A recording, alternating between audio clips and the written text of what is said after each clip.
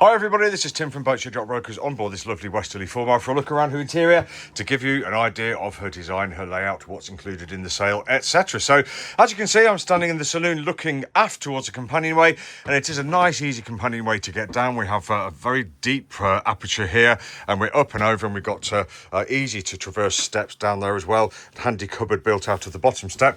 We have a handle on the starboard side there as well, just to assist us on our way, and it's a nice easy affair to see the engine. We just lift this lid here for a quick check, and we can take the front off there to give us good front and top access. So as we come down on the starboard side, we can see we've got the galley, so it's a U-shaped affair. We've got a cupboard, we've got drawers, we've got a cooker here, there we go, and we've got a hob underneath this work surface here. If I just lift it up, there we go, we've got twin burners there. Just put that back down. Work surface to the left. To the right, we've got the sink with manual running water. There's the pump down there. Some stowage for your plates, for your cups, etc. And a running fridge underneath there. Plenty of room there too.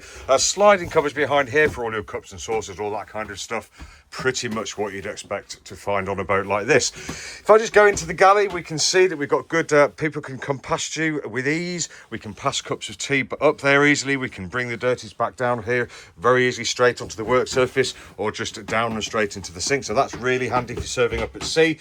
Then if I just point you forward, we can see the saloon itself. So you can see we've got lighter coloured upholstery, slightly lighter shade of wood, feeling nice and light and bright and airy down here thanks to the windows. We have 4 big windows, a hatch midships up there, and of course the companionway behind me letting in the light and air as well. But we'll just take a quick look around. You can see we've got the wooden flooring. Access to the bilge is by taking up this section here by the looks of it. So it looks like it screws down, but the screws aren't there, which is good for me because we need to be able to get in there to check, don't we? Great big saloon table here with 2 leaves that fold up and storage in the middle too.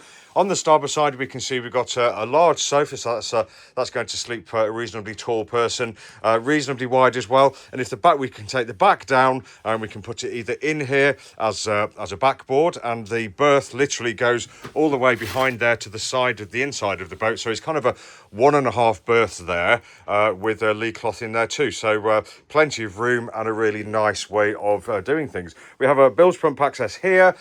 Drawers or cupboards, I should say, behind there. Loads of room inside there, as we can see, and a really deep fiddled shelf behind there, which is really amazing. Something to hang on to here as we go past the galley. We can then transfer to this handle here, and then we can transfer to this handle here. So this is these Westerly Fulmars, you know, they were thought about when they were built. They were built for sailing, and this is what she's for. Very nice indeed. We have a curtain rail, but no curtains on the boat, I don't believe. But we can fit those nice and easily, and we've got the thingamybobs. I don't know what we call these. Just to keep the straps to keep the curtains back to prevent them swinging forwards if that's what's needed. Clock and barometer on the forward bulkhead there, and as we go into this section here on the starboard side, you can see that we've got, if I can open with one hand, a decent sized hanging locker there for your fowlies, etc., and a window too. And if I go into the forward cabin, little bit of a duck underneath here. I'm 5'9", so I just need to duck under here and under here to prevent my head making contact, if that's of interest to you. Access to the bilge there, nice and dry. There is a photo of that. And then we make our way into the forward cabin. Once we're in, we can see we've got a good sized lobby here to change. We can take away the infield to give us more room if we want, and we have the forward V berth there. It didn't go quite down to a point, so you're not completely fighting for toe space with your partner or your bunkmate, but yeah, a decent sized, and we've got big fiddled shelves all the way around the periphery as well, or the port and starboard side, so should be nice and comfortable. 2 windows and a hatch there for light and air, all looking pretty straightforward for boats of this size. But what we don't normally get is a great big locker like this, so that's a lovely great big hanging locker. We've kind of got 2, so we've got one there, one here next to each other, one for the forward bunk or forward cabin occupiers, and one for everybody else. So that's all good. There's a view aft from the forward cabin into the saloon, but we have a door here on the right hand side, or the port side I should say, which if we open it up, we can just take a look inside the heads compartment, and pretty much does what it says on the tin. We have the manual head there.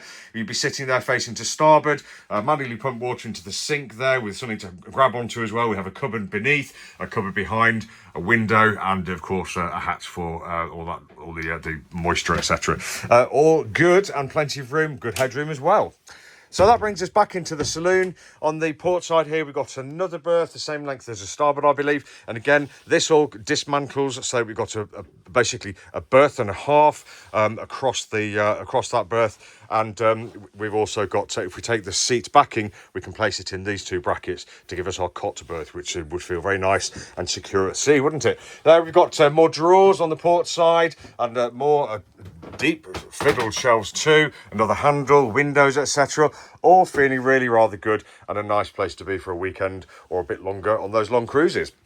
And then we'll just make our way aft towards the port quarter, where we find the chart table. So she's an older Westerly, so she's come with a full-size chart table. There's stowage inside there. We've got drawers underneath. We've got a really nice and comfy seat here as well. We've got the solar charger controller in there. All sorts of stowages for your pens and pencils are covered there. Very recent-looking VHF DSC unit there, which is great. And if I just turn you around, you can see that we've got a really rather a wide pilot berth there. That's kind of 1.5 as well. Quite low here underneath the cockpit moulding, but that's okay because you'll generally just be crawling in there to sleep as well. And underneath here, we've got batteries, we've got the battery charger, all sorts of bits and pieces. And just inboard of that, you can see we've got the engine hours counter. That's saying 1815 there. 12 volts charger, a twin USB charger. This looks like battery monitoring to me. You can see that we've got the electrics panel, a fire extinguisher, and the fire blanket there too. Just looking further down here, you can see we have a set of cockpit cushions. We've got a lifebuoy down there. It's nice to have a window there as well for to open for ventilation. And you can see that the headlining on this boat, where, you know, we always talk about headlinings on Westerlies, pretty much par for the course. I don't see anything drastic needed doing there if you're happy with the headlining being commensurate with the age of the boat. But if you wanted to make a really special, you could perhaps think about doing that down there. And there's a little bit of bubbling up here. But other than that, really lovely boat. Thanks for watching, and you'll find lots more pictures and videos at boatshedbrighton.com. Have a great day.